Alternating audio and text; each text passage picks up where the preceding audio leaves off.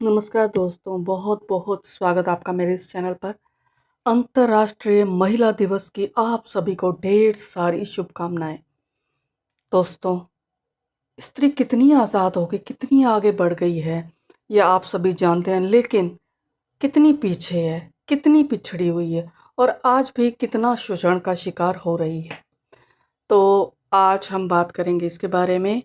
आप सभी जानते हैं कि स्त्री अभी भी संघर्ष कर रही है अपने वजूद के लिए, अपने अस्तित्व के लिए, लेकिन कहीं ना कहीं जो स्त्री सशक्त हो गई है, आगे बढ़ गई है, वह दूसरों का शोषण करने में भी पीछे नहीं है।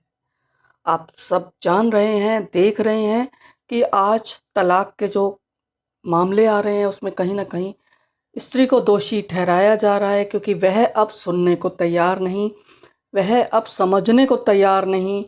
वह बहस करना चाहती है, बहस करती है और अपने अधिकारों के लिए ज़ोर शोर से वह ऊंचे ऊंचे स्वर में बात करती है।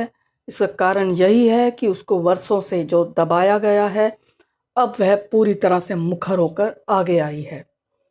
हाँ, पुरुष समाज जो निर्दोष है, वह भी इस संघर्ष की आग में शायद कहीं ना कहीं जल रहा है, झुलस रहा है।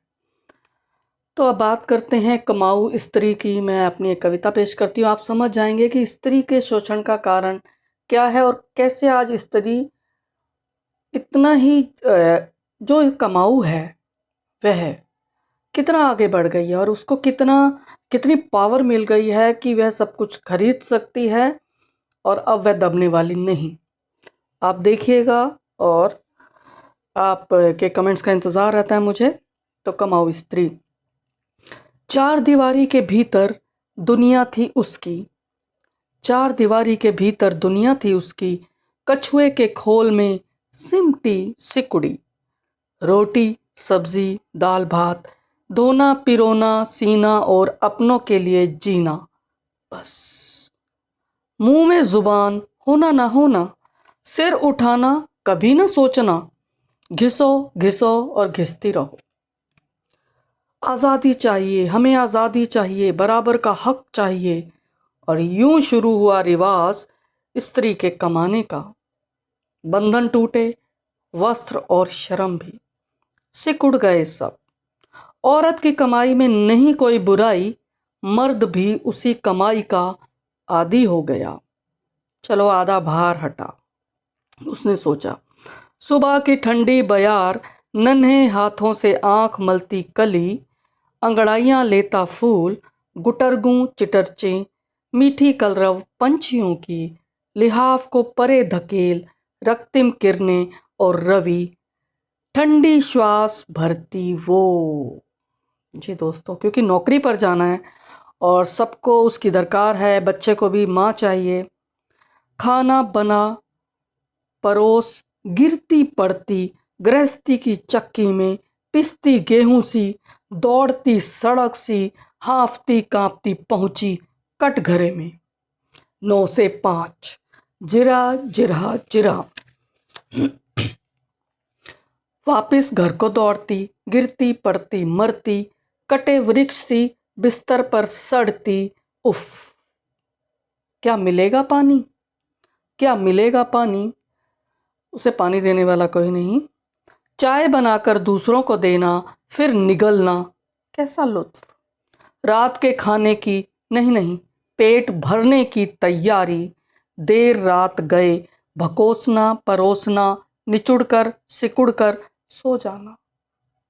यही नियति कमाऊ स्त्री की।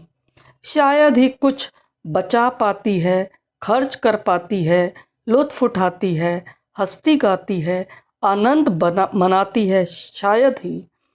क्या तुमने उसे कभी भी, क्या तुमने उसे कभी भी ताज़े गुलाब जैसा पाया है, ताजे गुलाब जैसा पाया है।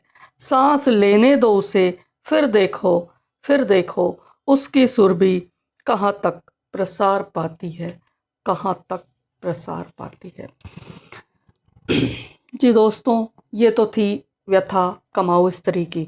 मुझे ऐसा लगता है कि अगर घर में जो काम करती है, होम मेकर है, अगर उसके काम की कीमत आंकी जाए तो शायद कमाऊ स्त्री को वो पीड़ा ना भोगनी पड़े जो एक कमाऊ स्त्री भोगती है, और जो घरेलू स्त्री जो है उसे एक ये ना सहना पड़े, ना सुनना पड़े कि आप करती क्या हो घर में। मुझे ऐसा लगता है कि सबसे ज़्यादा काम स्त्री करती है, भले वो घर में काम करे या बाहर, उसकी जिम्मेदारियों का कोई अंत नहीं होता। यही बात स्त्री ने आज समझ ली है, और यही कारण है कि वह समझौता करने के मूड में नहीं है, और शायद बढ़ते तलाक का कारण ये भी है। तो दोस्तों, मुझे ऐसा लगता है स्त्री सशक्तिकरण का अर्थ समायोजन करना है, संतुलन बिठाना है कि हम घर और बाहर दोनों में कैसे संतुलन बिठाते हैं, और सबसे बड़ी बात, रिश्तों में कैसे संतुलन बिठाते हैं। अगर आप चाहें कि जैसा आप अपने हिसाब से दुनिया को अपनी उंगली पर नचाना चाहें क्योंकि आप कमाती हैं, तो मुझे लगता है आपकी सोच गलत है। तो मुझे यही कहना था दोस्तों, आपके कमेंट्स का इंतज़ार रहेगा। आपका क्या कहना है, स्त्री कितनी सशक्त हुई है, उसे कितना सशक्त होना बाकी है। जी, अगर आपको अपना अधिकार चाहिए तो अपने कर्तव्य को नहीं भुलाना होगा। आप नौकरी करें, आप व्यापार करें, आपकी इच्छा है, लेकिन हाँ, अगर आपके नौकरी करने से, व्यापार करने से आपका घर टूट रहा है, तो मुझे लगता है एक बार सोचने की ज़रूरत है। अगर आपको घर से सहयोग नहीं मिलता, तो फिर तो अलग रहने में ही अच्छाई है, अलग रहने में ही भलाई है।